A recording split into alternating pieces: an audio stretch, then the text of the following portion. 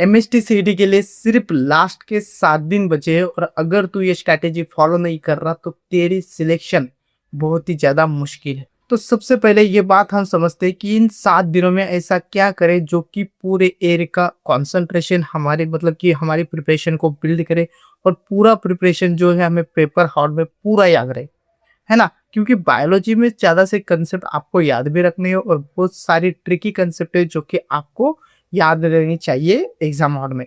तो इसके लिए कुछ स्ट्रैटेजी फॉलो करनी होगी जिसके कारण आपको जो है एग्जाम हॉल में प्रेशराइज नहीं होगा और बहुत ही ज़्यादा आपको हेल्प मिलेगी। तो एक ऐसी स्ट्रैटेजी, क्योंकि ये स्ट्रैटेजी मैंने फॉलो कर दी और स्ट्रैटेजी के बिना कोई भी काम अधूरा होता है। एक प्रॉपर स्ट्रैटेजी काम को उसके मुकाम तक मतलब कि एक सक्सेस अगर हमें पहुंचना है तो जर्नी में जब हम जाते हैं तो जर्नी के टाइम एक प्रॉपर स्ट्रैटेजी रोड मैप हमारे पास चाहिए, है ना?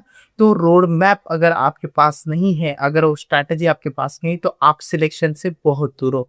अगर आपको सिलेक्शन के पास जाना है तो ये स्ट्रैटेजी आपको फॉलो करना होगा। ओके, सो 7 ऐसे पॉइंट है जो कि मैं दिखाता हूँ ये 7 दिनों में आपको क्या करना चाहिए। ओके, तो सबसे पहले अगर मैं बात करूँ तो पैनिक नहीं होना है, प्लानिंग करना है। ओके, यस, प्रॉपर प्लानिंग कर लो। एक फ्लैश कार्ड ले लो, एक कोरा कागज ले लो और उसके ऊपर प्रॉपर डे बाय डे और मतलब कि इस 1 घंटे में क्या करूंगा, इस मिनट में क्या करूंगा, सब कुछ उस पर रिटर्न करो। क्योंकि जब तक आप लिखते नहीं तो आपको माइंड को मतलब कि लिखा हुआ आपका माइंड कैचअप करता है। जैसे ही आपका माइंड वो पेज पर पड़ेगा कि भैया 1 घंटे में बायोलॉजी रिवाइज करनी है, बायोलॉजी का reproduction in lower and higher plant इस चैप्टर को इस तरह से रिवाइज करना है और इस चैप्टर में ये इंपॉर्टेंट पॉइंट है, ये कि पीआईक्यू में ज़्यादा से पूछा गया है, ये मैं रिवाइज करूंगा। ये सब कुछ पेपर पे लिख लेना और जिस टाइम में आपका रिविजन टाइम है उस सब कुछ उसमें दिखना चाहिए, है ना? ओके, सो सबसे पहली पॉइंट जो हमारा था कि पैनिक नहीं होना है, प्लानिंग करना है। तो प्लानिंग करना है सबसे पहले। और सेकंड जो बात है आपकी, जो कि जो भी आपके वीक पॉइंट्स हो गए उन्हें रिवाइज करो, है ना? आपने साल भर जो भी पढ़ा हुआ है आपके पास नोट्स होगी, नोट्स नोट्स को रिवाइज करो। जो भी न्यू पॉइंट्स हो न्यू पॉइंट को आपको नहीं उठाना है। सबसे ज्यादा जो स्टूडेंट गलती करते हैं तो क्या करते हैं, सब मतलब कि जो भी मतलब कि फुल ईयर जो भी पढ़ा है उससे तो भूल जाते हैं, उसे रिवाइज करना तो छोड़ देते हैं, पर न्यू कंसेप्ट पर भागते हैं कि ये भी पढ़ दूंगा, ये भी पढ़ दूंगा। अलग से डाइजेस्ट उठा लेते हैं, अलग से एनसीईआरटी उठा लेते हैं, या फिर अलग ही कोई मतलब कि कोचिंग की जो क्लासेस हम कोचिंग में जाते हैं उनकी जो दी हुई बुक होती है वो बुक रीड करने लगते हैं। तो ये गलती आपको लाइफ टाइम में नहीं करना है।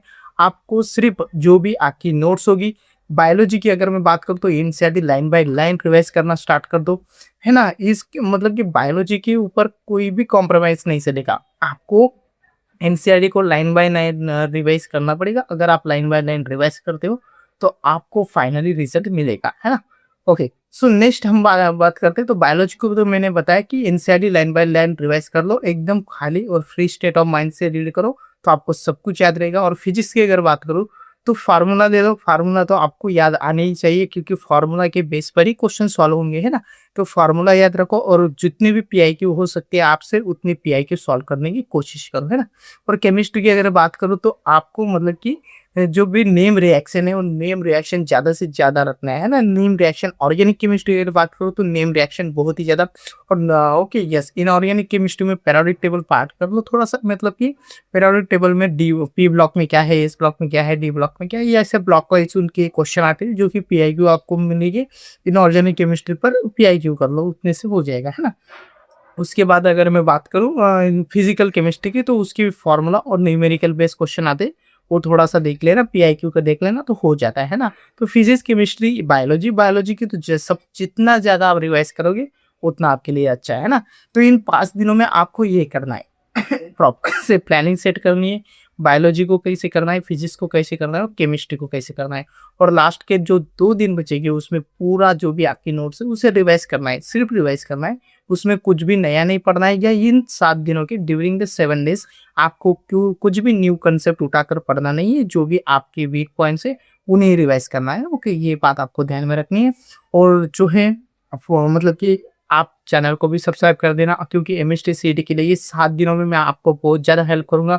इन 7 दिनों में मेरे 7 वीडियो आएंगे और 7 ही वीडियो में मैं यही बताऊंगा कि स्ट्रैटेजी क्या होनी चाहिए। ओके, सो आज का फर्स्ट वीडियो जो कि मैंने आपको बताया तो प्लानिंग कर लो, प्लानिंग कर लो। कल का वीडियो आएगा उसमें बताऊंगा कि बायोलॉजी कौन सी चैप्टर इंपॉर्टेंट है, फिजिक्स के कौन से चैप्टर इंपॉर्टेंट है और केमिस्ट्री के कौन से चैप्टर इंपॉर्टेंट है। और उसी के साथ ऐसे 10-10 ईच सब्जेक्ट में बायोलॉजी के 10 क्वेश्चन, फिजिक्स के 10 क्वेश्चन और केमिस्ट्री के 10 क्वेश्चन ऐसे लास्ट 10 ईयर को एनालिसिस करके लाऊंगा जो नेक्स्ट वीडियो में, जो कि आपको बहुत ही ज़्यादा हेल्प करने वाले आपके एमएसटी सीईटी 2026 एग्जाम के लिए। Okay, so thank you so much.